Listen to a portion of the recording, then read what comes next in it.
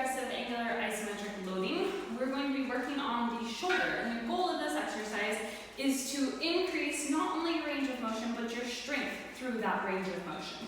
Okay, so this is working on external rotation, and this is not the most ideal setup, but it's what I have.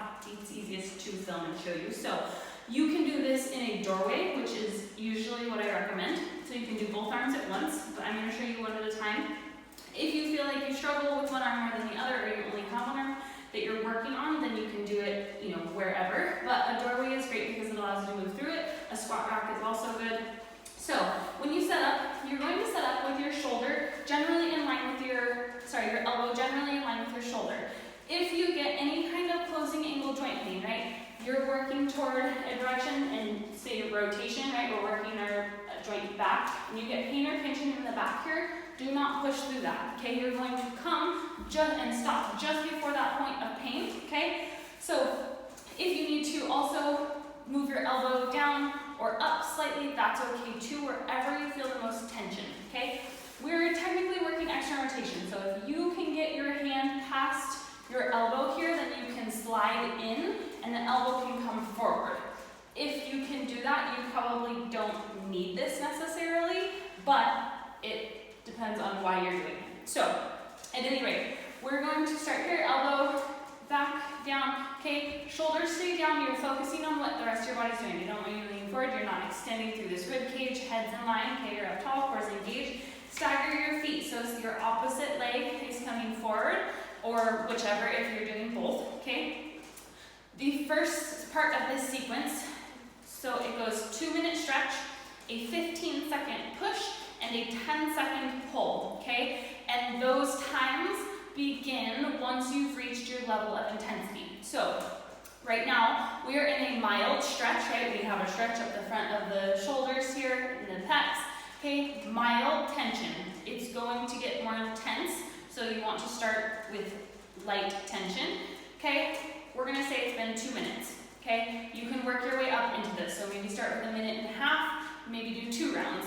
Ultimately, I want you doing 2 full minutes of 3 rounds, okay? And that is 1 full set, okay? So from here, you're in a nice easy stretch. We've just done 2 minutes, okay? You're going to start to push the rack, the door, whatever. You're going to push in with the hand that's up, trying to push it forward. You're not going to move. These are isometric contractions. So you're going to start 1 pound at a time. If there's a scale underneath your hand, it would read 2 pounds. Okay, you're pushing in 3, 4, 5. Your hand to your elbow is pushing forward. So if you were to move, you would be doing that. Okay. Once you get to your intensity, start light, maybe 30, 40, 50%. Okay. Your goal is to ramp your way up throughout the weeks as you do this. Ultimately, the goal is that you are at 90, 100%. Maybe varying between that and a lower intensity, okay, depending on what your goals are for this.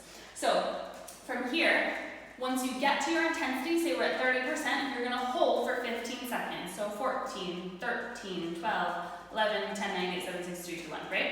Okay, now you're going to slowly back off, okay? Now, without moving any of your body, you're going to try and pull your hand first. So your hand first, and then your elbow back off of the doorway, the scar, wherever you're stretching on, okay? You're pulling everything back, nothing else is moving. You should feel this in the back of your shoulder. Should not be pinching, should not be painful. You're gonna hold this for 10 seconds, okay? So you're back off the squat rack, nothing has moved except for your arm pulling back, and that should intensify this stretch, right? But you're feeling the back of yourself work. 10 seconds, 9, 8, 7, 6, 5, 4, 3, 2, 1, okay? Then you're going to close the gap by moving your body forward. So you've pulled yourself back deeper into your stretch, okay? We don't want to lose this stretch. The only time you should come out of the stretch and decrease the intensity is if you have pain. So then you're going to move forward to meet it, okay? Don't lose what you just gained by pulling back, okay?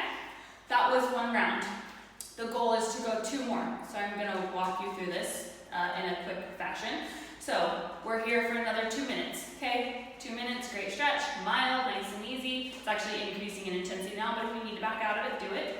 Then you're gonna slowly start to push into the squat rack, 1 pound at a time, 2, 3, 4, right, 40%, maybe 50%, and hold. Now we're gonna start our 15 seconds. 14, 13, 12, 11, 10, 9, 8, 7, 6, 3, 2, 1. Okay, now you're going to try and pull your hand, elbow, off the squat rack. It might not go at this point, okay? But I want you to try, without moving the rest of your body, try and pull it back. Make all of that stuff in the back, and your back of your shoulders work. Make it work. You're gonna hold 10 seconds. 9, 8, 7, 6, 5, 4, 3, 2, 1, okay? And then if you created space, you can move forward, okay? If your elbow needs to come out of here because your wrist went back further, slide the elbow forward, keep the hand pinned, okay? And now you're going again. So round 3, right? 2 minutes, push in, 15 seconds, pull away for 10. When you're done, slowly slide out of this, okay? Hand comes down,